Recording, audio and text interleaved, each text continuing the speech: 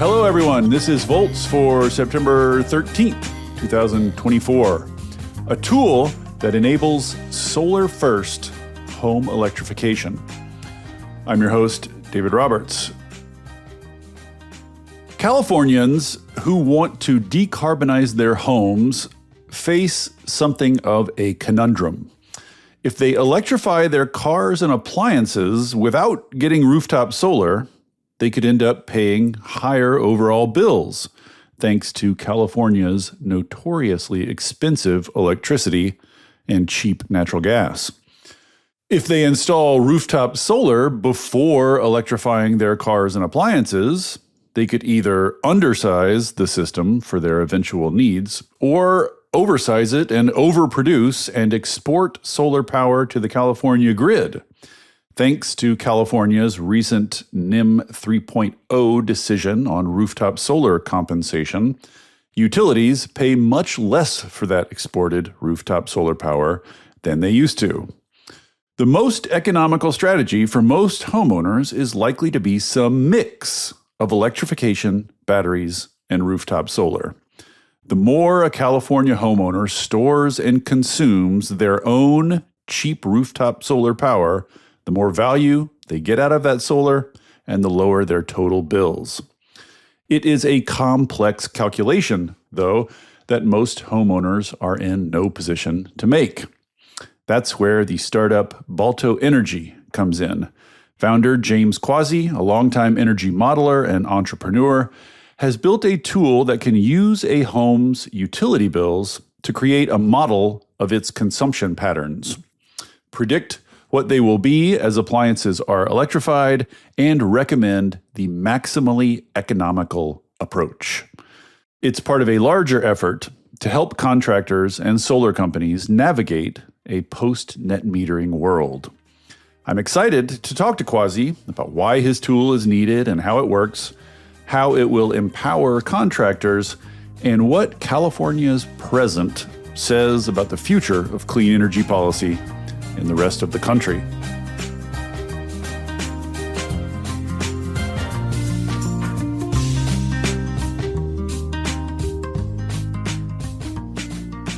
With no further adu, James Quazi, welcome to Volts. Thank you so much for coming.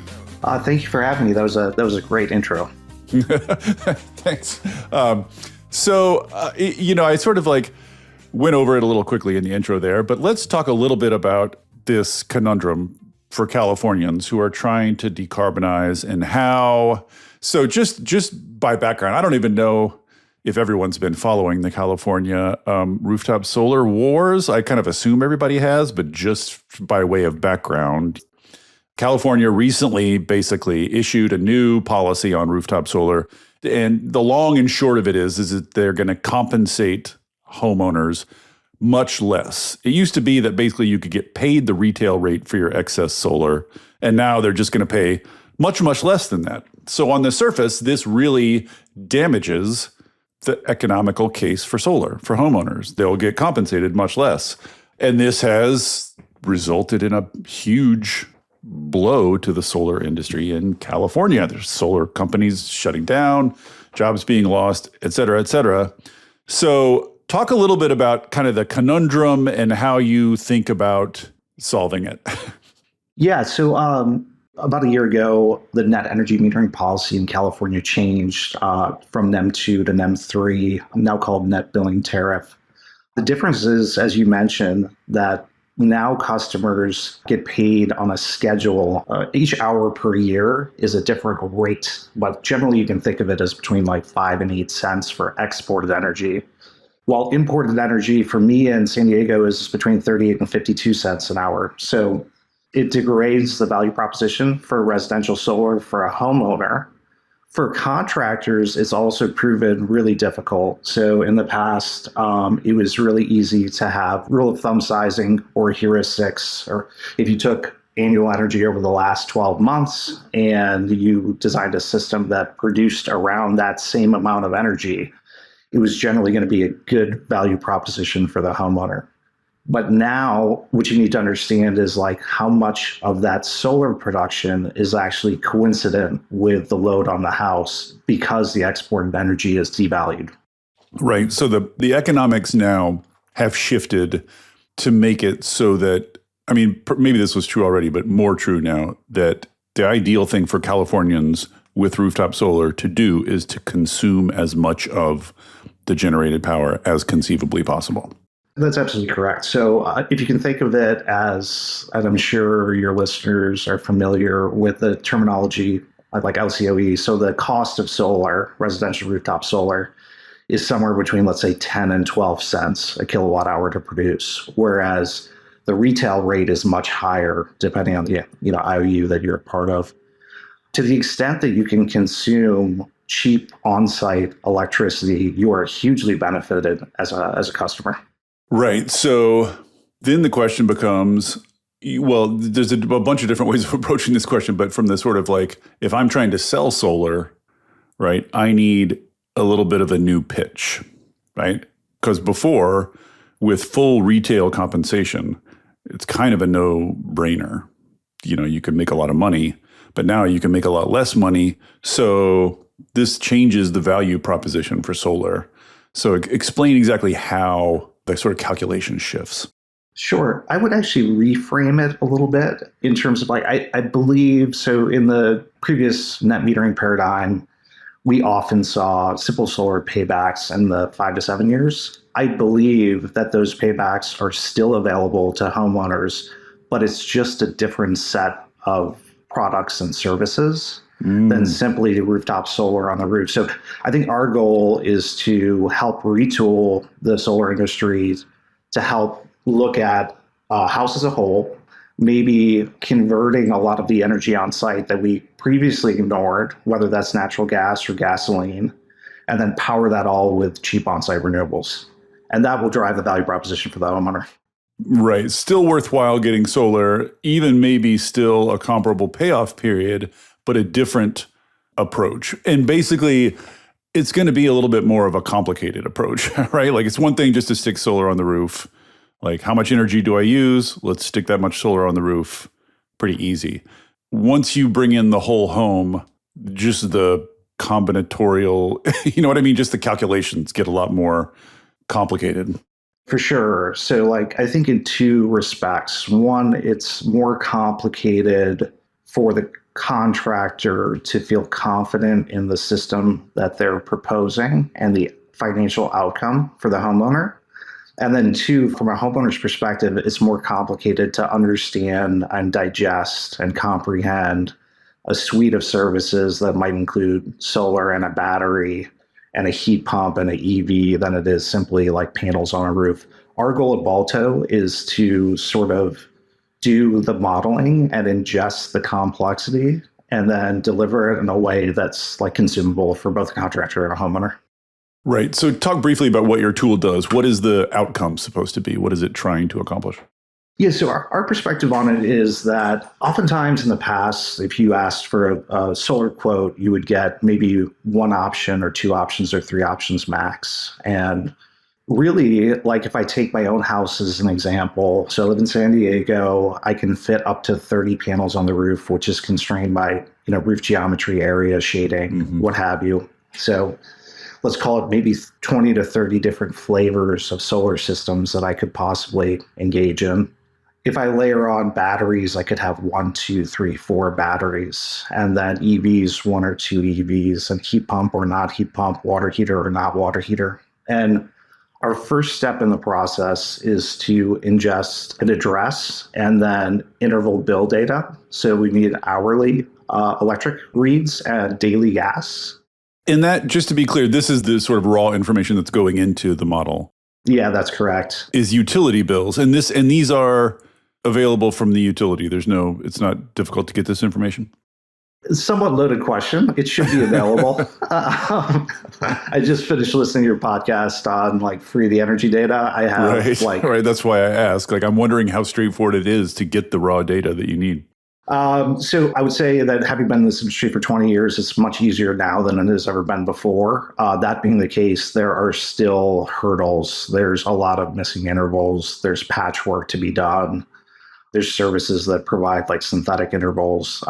It's not as clean of a data set as I would ideally like, but it generally, like the authorization, and there's a couple third-party companies now that do it, are making it easier. Is it notably easier in California than it is in other states? Different in California than in other states? Or is this is just a utility by utility thing across the country? Our focus is in California right now, so I have the most depth and experience there for this problem. Even within California and the IOUs, it is utility by utility. So are you restricted geographically where you can sell your product based on the utilities, sort of whether you can get these to utility information or not? Our position is that to accurately model a home's energy use and consumption profiles, you need two things. One is you need a physics-based model of the building, and then you need to be able to calibrate that with what is actually happening in the home. I've done a lot of energy modeling, auditing, that sort of thing. Right. Well, I think the one definitive thing that I've learned is that the best site observed data is actually bills. It will help you ferret out how people use their home, what their preferences are, and it is actually the ground truth data. So our position as a company is, because we want to be able to confidently project, let's say if I converted a gas furnace to a heat pump and I want to know on an hourly basis what is the energy input to that system. To do that accurately, I believe that you need integral data. Mm-hmm. So you are in some sense beholden to utilities here, or dependent on utilities to be forthcoming. Yeah, I think unfortunately, and then to your Free the Energy Data podcast, yes, this is true, and it is being in some ways held hostage, and that's not great for the industry. I would say that our success rate right now is it's significant enough that we see this as somewhat of a hurdle, but not a deal breaker. Right. So, I mean, getting utility bills seems straightforward enough. You just ask the homeowner and they give them to you. But when you say a physics-based model of the house, I mean, you have to go do that in person, right? I mean, you can't can you construct that from publicly available data? Yeah, you can. We've done this in several iterations in the past. So the background engine that does this is an NREL product called Energy Plus, and it has let's say a fill sort of data set required, which you can imagine as a lot of physical attributes of the specific house. And what we do ourselves and through partners is comb let's say permit record databases and MLS listings, and we can get close enough with that set of information to build the first model. And then it's really in comparing that model to the billing data, what's actually happening on an hourly basis, that allows us to calibrate it. Interesting. So you don't have to do a site visit to do any of this, really. You could theoretically do all of this modeling remotely? Yep. Everything root geometry, shading, building modeling, tariff engines, all the things that are sort of the processes to get to an output can be done remotely.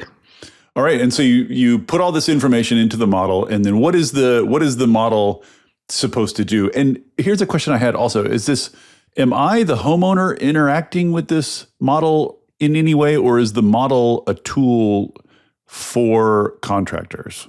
Our plan at the very start, we're working with a set of contractors in Marin, Napa, and Sonoma to start, most notably Northern Pacific and Andrew Krause. Our plan is to deliver a tool to a solar contractor that they can use to propose a wide range of solutions that a homeowner might want. I think that this does become a customer-facing tool or exploratory tool in the future, but we are definitely starting with solar contractors. Interesting. Yeah, because one of the questions I had about this is just that, I'm sure I'm not telling you anything as someone who's worked in energy for a long time, but just people are pretty lazy, Sure.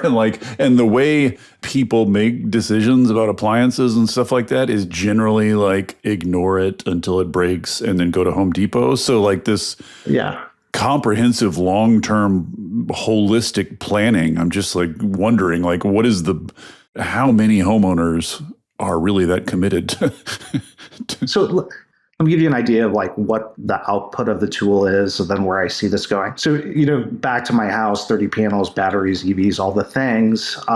What we want to do is expand the solution set for all possible outcomes for that house. So if I permutate those things, it ends up being a set of maybe like a couple hundred to 1,000 different individual pathways. It could be 28 panels. And these are like mixes of the number of panels, the number of Yes. batteries, what kind of appliances, that kind of thing.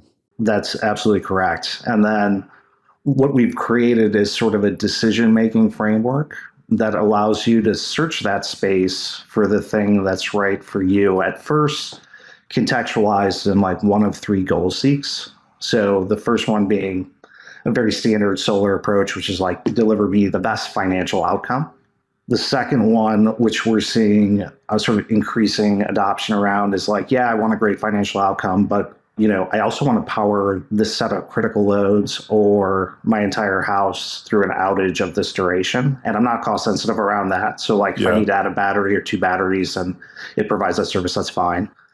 And then the third one is was sort of emergent 10 years ago when I was in the solar industry. It was like there was a time when we thought we had to deliver day one savings to get adoption. And it turned out there was a segment of the population, mostly retirees or people that were about to retire, who, let's say, had a $150 utility bill. And they're like, saving money isn't as important to me as, I experienced the grid cost is volatile, but always volatile in the upwards direction.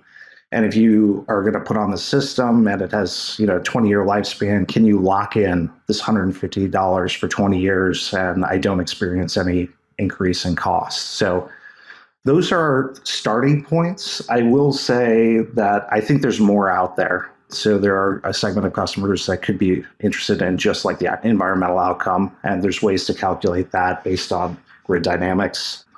That's where we're starting, and I think we'll kind of learn our way into the solution. Right. So you can tweak the model depending on what your goals are, depending on what your aims are.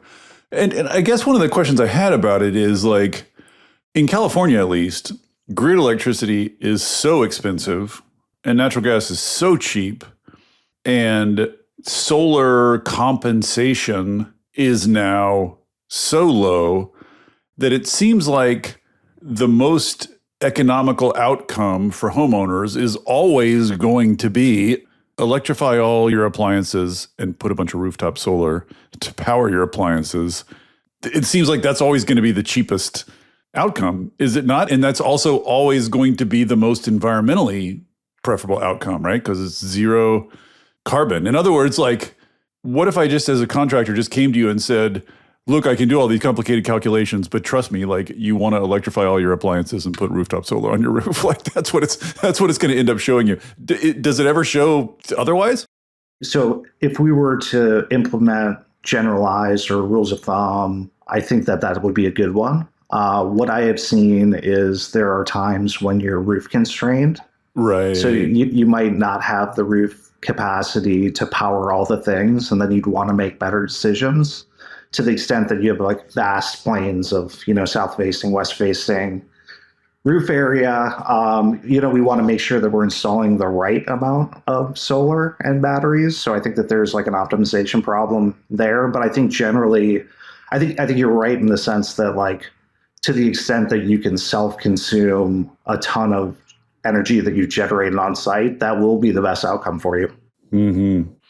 So then if I'm a homeowner and like I run this model, or a contractor comes to me and runs this model, and the outcome of the model is the most economical approach for you, the homeowner, is to buy a heat pump water heater, buy a induction stove, etc., buy a bunch of batteries and put a bunch of rooftop solar on the roof.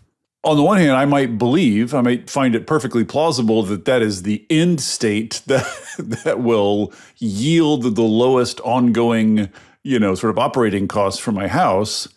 But on the other hand, that's a daunting upfront investment. Do you know what I mean? So like, in a sense, like if I'm a homeowner and a contractor comes to me, he's like, I'm selling solar, and by the way, I have this fancy tool that shows me that you also need to buy a bunch of other stuff from me. I guess I'm just a little suspicious. I think the intent of the tool is to allow a homeowner to make the best decision for them, to the extent that the best decision is in fact a larger PV system, more batteries, maybe a heat pump. And all of those things in aggregate end up being expensive directionally, but have great payback. I think that hits on like sort of the second vein of Balto. So the first is like, how do we create like a decision framework and compute engine to give you the scenarios and help you make a decision once you've made a decision? Will the model also crank out a preferred order of operations for that? You know what I mean? Not just like an end state that would be best, but like what steps in what order are economical? This is getting back to like the SLED or solar-led electrification sort of vision for this. Like our position is that solar and storage should lead always. And we should be building 20 or 25-year products for the future energy consumption so like the tool is there to say like, can we share a vision of the future and like what appliances and things you'll be engaged in, whether that's EVs or heat pumps or whatever. Once we have that, can we build 25-year renewable infrastructure on site to support those things over time? We think that there's interesting ways, and I'll touch on the financing in a little bit, about how to like transact this and make it consumable. Yeah, I want to get to the financing in a minute, but before I leave this question, so why always solar and batteries first? Or put it this way, why shouldn't I put a little bit of solar and batteries on, enough to power my current appliances, and then, you know, when I switch out my furnace for a heat pump, just stick a couple more solar panels on the roof? Why not do it incrementally like that? Yes, I myself have a background, and then we've got some deep partnerships with contractors. They are not a fan of that approach for a number of reasons. One is if I take a 5 kilowatt system and then I append a 3 kilowatt system on later, that is not the cost of an 8 kilowatt system. It's much more costly. Because just coming out to the site again and all just the soft redesign, costs. Permitting, all the things. And then separately, depending on the time lag between system 1 and system 2, there are at times like compatibility issues with modules that make it more difficult. I think solar's gotten inexpensive enough where if you were going to engage in one of like maybe the 3 big electrification projects, which would be EV, heat pump, water heater, I mean, you should be sizing for at bare minimum that, and I would argue for like the whole thing if that's what you intend to do on day one. And then if you're doing other things, let's say that have a more de minimis impact on your meter or your electrical consumption, like a stove, right, then maybe it's fine to wait. But to the extent that like you're considering solar and storage and one of the 3 other things, I think it makes a lot of sense to size appropriately for future loads. So you would say to any homeowner contemplating solar that the financially smartest thing to do is to size a system for your projected total need in the future, not your current need. Yeah, no, I feel strongly that is the case. I will take myself as an example again. Like, so I have an EV. I am considering a heat pump. I have a tankless hot water heater that is like in a closet and is not easily replaceable with a heat pump water heater, given like form factor. Right. But like given those things, I would size the PV. I did size the PV to the anticipated heat pump, even if that doesn't happen on day 1, but might happen on year 1 or 3 or 5 or 7. Right. So are you not then, while you have the solar that's oversized for your current needs, are you not sort of financially losing out in the interim, in the meantime? Hey there, everybody. Don't worry, I'm not going to tell you about a new mattress or push a credit card on you. This isn't an ad. There are no ads on Volts. It is supported entirely by listeners like you. If you'll indulge me for a second, I'd like to ask for your support. I started Volts because we're all surrounded by depressing news about climate change and misinformation about clean energy, and it's never been more important to share the stories of the real people on the ground doing the real work of transition and all the ingenuity and courage and public spirit they are bringing to it. People are hungry to hear these stories, to learn from and find inspiration in them. I've heard from people who change majors or careers after hearing episodes of Volts, people using it in classrooms and community groups, even state legislators who have passed bills inspired by specific episodes. Sharing these stories matters. It makes a difference. If you have found value in it and want to help me continue doing it, I hope you will join the community of paid subscribers at volts.wtf. It's about the cost of a cup of coffee a month. If you don't like subscriptions, you can make a one-time contribution, leave a review on Apple or Spotify, or just tell a friend about Volts. I am grateful for any and all support. If you're already a paid subscriber, thank you. And now, back to the show. Are you not sort of financially losing out in the interim, in the meantime? So I think that, like, again, the export value for solar today directionally is much lower. So there is some value. It's not a lot. I would categorize it as you're not optimizing the system today. Right. Like, suboptimal then, let's say. I would, but I think that, like, what you're really doing is putting together the infrastructure to adopt more products in the future.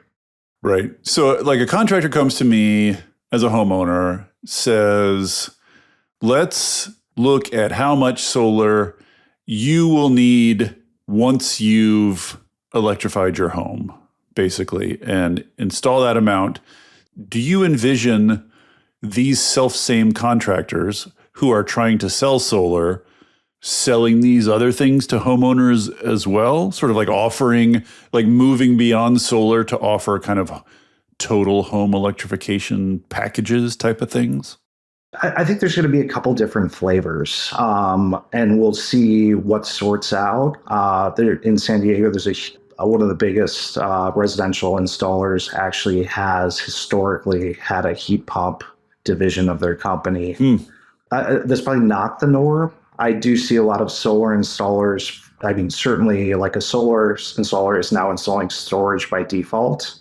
A lot of them install EV chargers. I've seen some interest in heat pump water heaters, as the installation is, like, quite a bit easier than heat pumps, HVAC.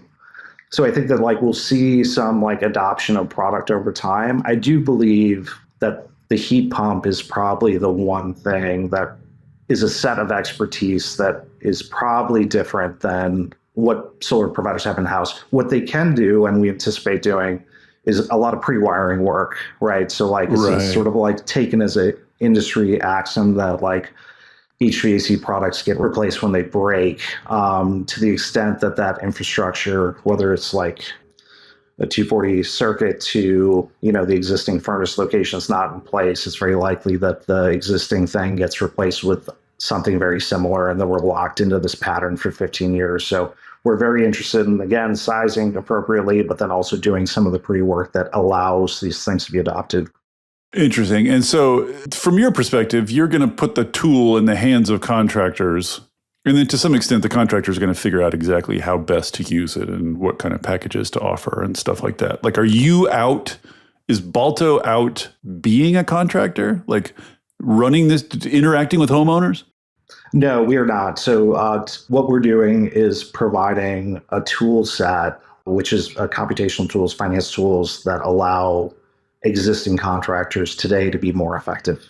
Got it. And so talk about the financial side of this. So I'm guessing I'm, borderline illiterate when it comes to money issues, but I'm guessing that part of the promise of this is that if you can more accurately and reliably project future energy needs in a home, you are going to have an easier time financing the sort of oversized solar system that you want in anticipation of those loads. Is that right? Like, part of this is like giving confidence to financial institutions to finance these things, right? Yeah, that's exactly right. So I would say that, the first step is having a shared vision of, like, what the future of this home looks like. So what are the appliances that are, on the list and off the list, EVs, whatever the case is.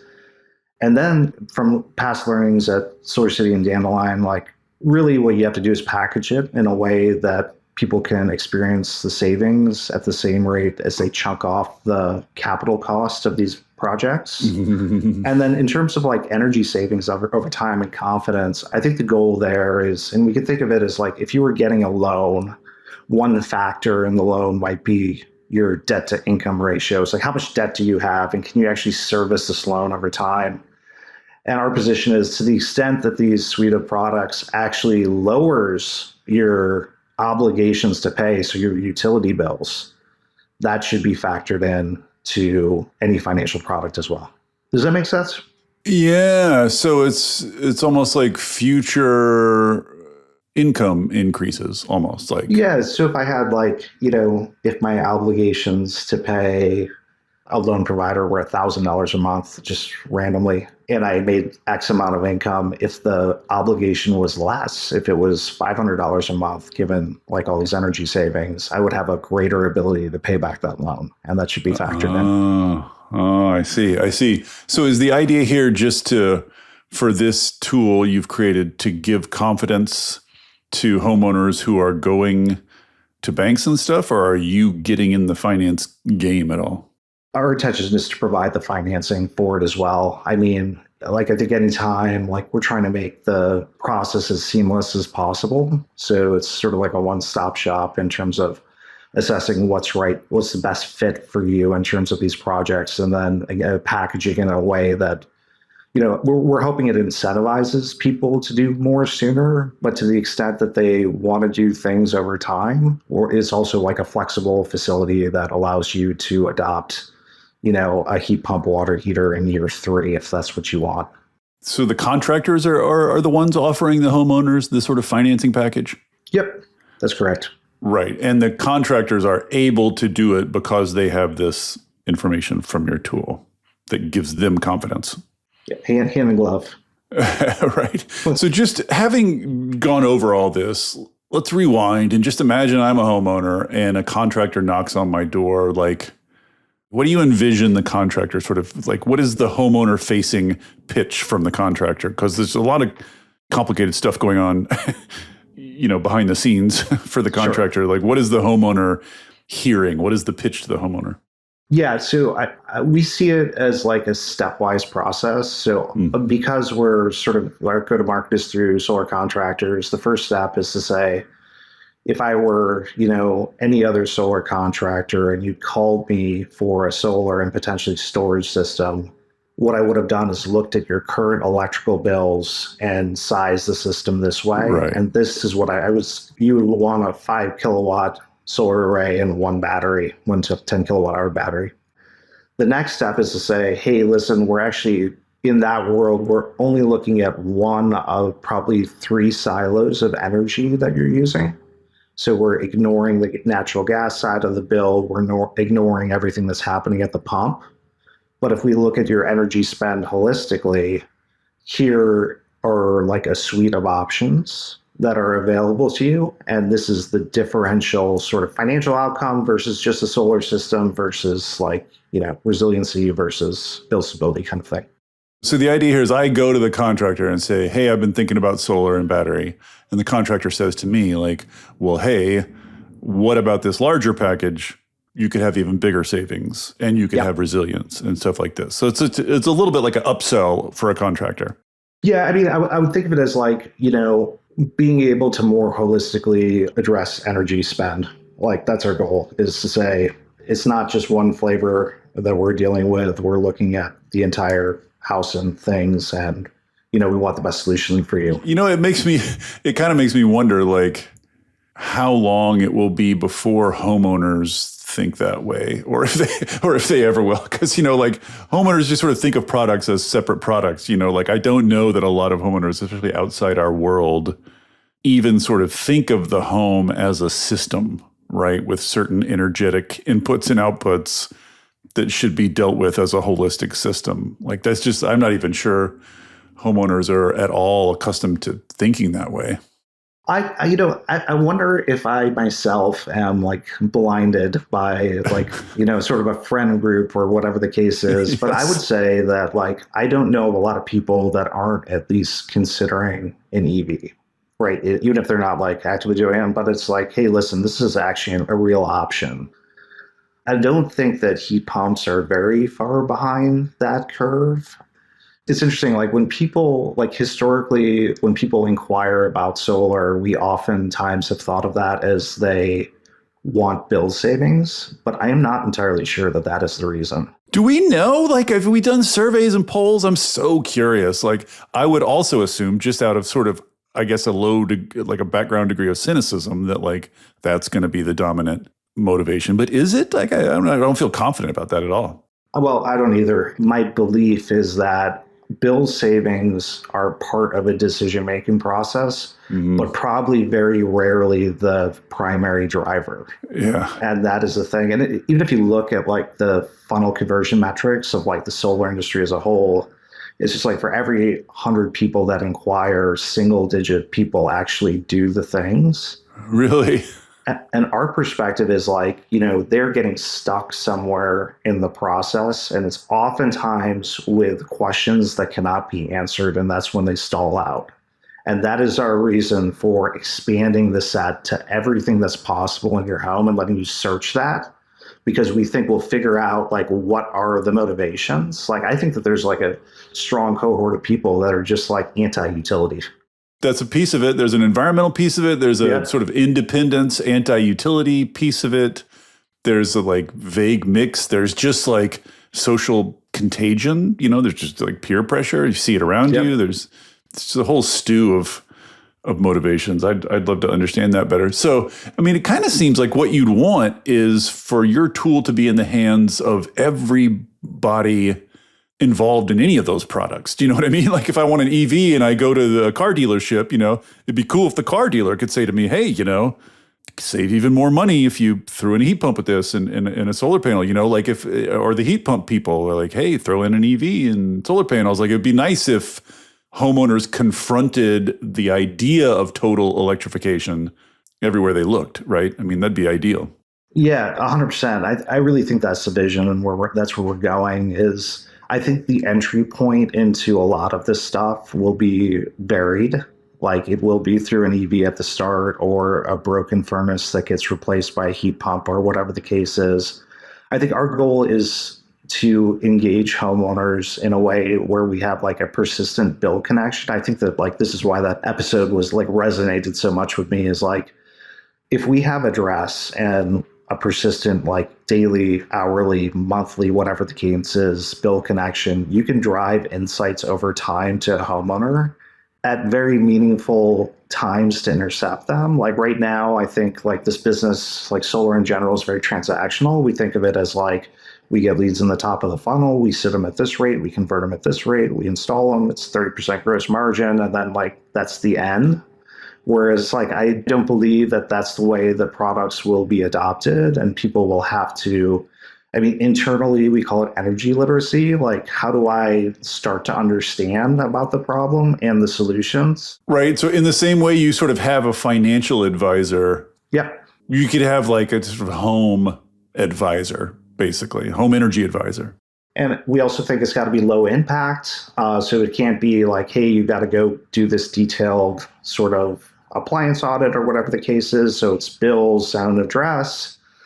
And then, this is a great state of change problem where utility rates are constantly changing. Prices of products are changing. Incentives are changing. And there's always a chance to message. And I very viscerally feel this in the sense that like when I took 4 years off, and then re-engaged with the industry, I was like, wow, we like crossed the threshold, like the point of no return where like electrification now makes sense for everyone.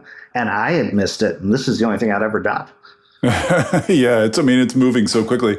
I will say though, like one thing I hear from, and there's been articles written about this, it's just like it's all out there. It's from people who have tried to do this total electrification thing.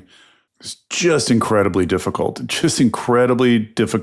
to synchronize everything and arrange everything. And so, in that context, the idea of having kind of a home advisor where like your hot water heater breaks and you just call your home advisor, you figure out like, what's the right approach here? What's the economical approach, where to look, what kind of thing to get, like a lot of people would very much welcome having one of those, I feel like.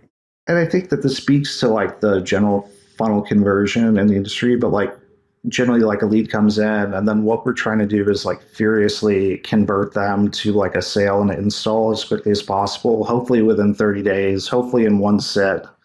And I just don't believe that that's like the way that people will consume products. It will be through a bunch of different experiences over time. Yeah. And I think that's a meaningful difference. Like, we're in such a rush to do all the things. Like I'm in a rush to do all the things at once, but I think we have to also meet people where they are and like engage them in some way over time so they can make a decision, so they can make another decision.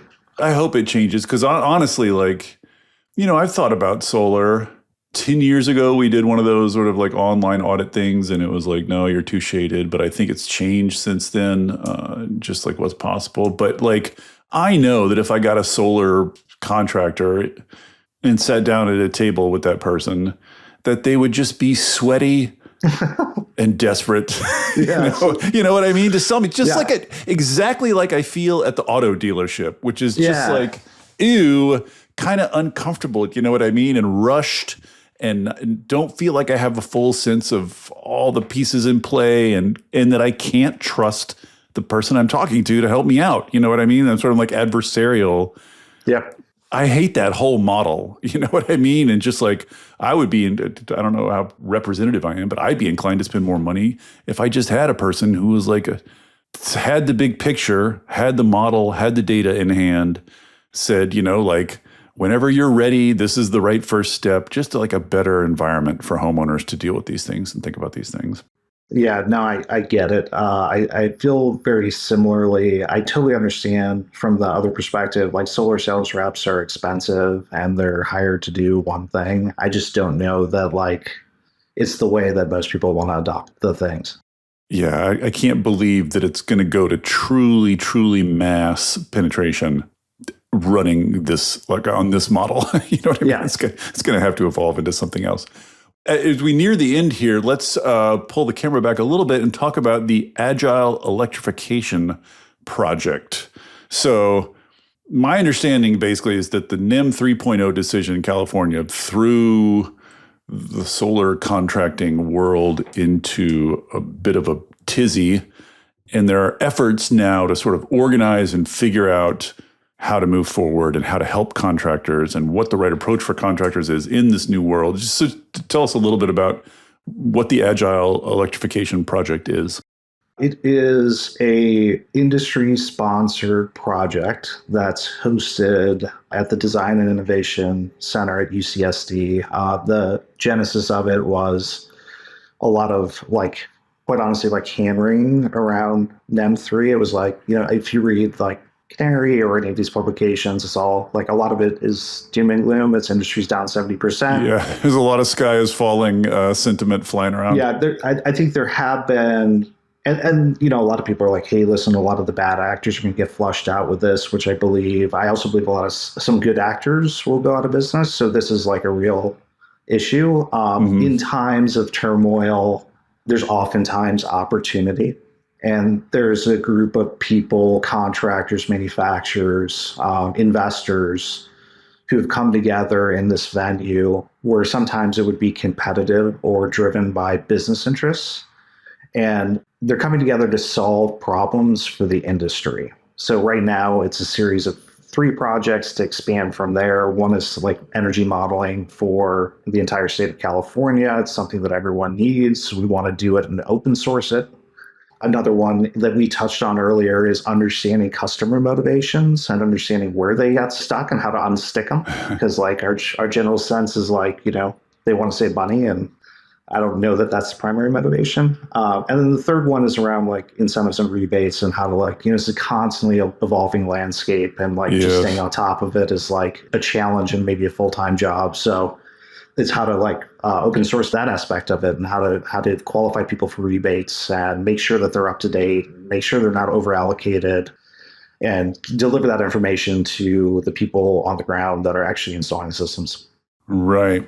And so I'm stuck on this point. I just wanted to reiterate one more time. So it's your belief that, because I think this sort of like popular belief is that the NEM 3.0 decision has radically reduced homeowner incentives to get solar power, that it's just not as worth it anymore to get solar power. What you're saying is, with the right holistic approach, solar power is as valuable as ever and just as worth getting as ever. Is that your position? That is my position, yes. And do you think that is widely, like, solar contractors believe that, or are you having to sort of buck them up and convince them of that? Well, I think we're at a stage right now where, I mean, we stood up the simplest possible website, have done very little marketing. We've had directionally 75 to 100 contractors sign up and say they're interested. I believe that the contractors are looking for solutions for sure. That is definitively true. I think they should believe this because it is true that there is a great value proposition in homeowners. I think the issue here, maybe the persistent issue that's undeniable, is that it's more complex. Yeah. Like describing the value proposition has become more complex. For sure. There's no way around that. So we're trying to find ways to, I mean, back-end compute engine is great. The real challenge is finding ways to deliver that information to customers in a way that's actionable. For sure. Final question then. A lot of this seems very Californian. So like the fears and the solutions and all of it seems sort of very customized to California's current circumstances. How applicable is all of this, do you think, outside of California? Like, would your model be helpful to a homeowner in, I don't know, like Arkansas? Yeah, so I would take it in two flavors. One is I think there's the expectation, for good reason, that these policies in California will get exported to other states. So it will become like hugely relevant soon. Just you mean rooftop solar compensation getting cut way back? It's already happened in a couple of other states, right? I mean, it's definitely a trend. Yep. So that's true. NEM3, or like, you know, the difference between export energy valuation and import and parity does not have to be true for this general value proposition to hold true. So like to that extent, I would say that it's portable anywhere. We chose to start in California because it is by far like the biggest solar market. You know, it accounts for about 50% of solar, and there was a demonstrated need. I will say that it's a very complex problem to solve, and it has geographic sort of sides to it. So like, you know, as you move location, like utilities change and their tariffs change and the way that they charge, and weather changes. The information they make available. Exactly. So we've like tactically started it in California for those reasons and constrained it, but there's no reason why this shouldn't be applicable to like any other place. Right. You know, it's sort of interesting. You know, the big fear, or I guess the thing that solar people used to say to utilities when warning them away from NEM 3.0 is like, look, if you cut compensation too much, we're just going to self-consume and then install more electric appliances and then slowly wean ourselves off the grid and then not need the grid anymore, you know, and then you're losing customers. The much fabled death spiral. Yeah. It seems like you're kind of like organizing to make that real, to make that happen.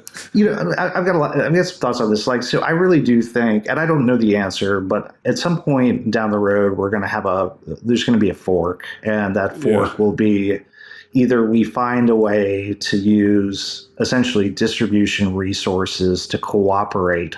And I think that is the best societal outcome. Yeah. Or we find that we can't cooperate and everyone has to be their own like little micro picogrid, and that we have to build the infrastructure to do it. And, you know, and I think that it's probably more likely that that's going to happen, which is unfortunate. But I do think that like as always, the affluent will serve themselves first and make good decisions, and the rest of the costs will be pushed on to everyone else. And actually, in my heart of hearts, what I think will happen is we'll find a way to cooperate, but only after we've sort of incurred a huge amount of pain. That sounds like the American that is the American approach way that I know and love. Yes. We'll stumble through some disasters and then eventually get our act together. Yeah, you end up doing the right thing when you're forced to. So I think that's the way I see it happening. All right. Well, cool, James. This is really interesting. I've been meaning to look into solar in California, how they're dealing with all this. And this is a really interesting approach. I mean, it's funny, until I sort of read about this, it never occurred to me, even though it's really obvious that, like, of course, electrifying your appliances and getting your battery and getting your solar panels that's like the same thing. You know what I mean? Like that's all one thing. Like I said, it's like a switch that kind of flips in your mind. You're like, oh, like it's a holistic system. And to be interesting to try to train homeowners to think that way more. Thank you so much, James. Thanks for taking the time. Thank you. Appreciate it. Thank you for listening to Volts. It takes a village to make this podcast work. Shout out especially to my super producer, Kyle McDonald, who makes my guests and I sound smart every week. And it is all supported entirely by listeners like you.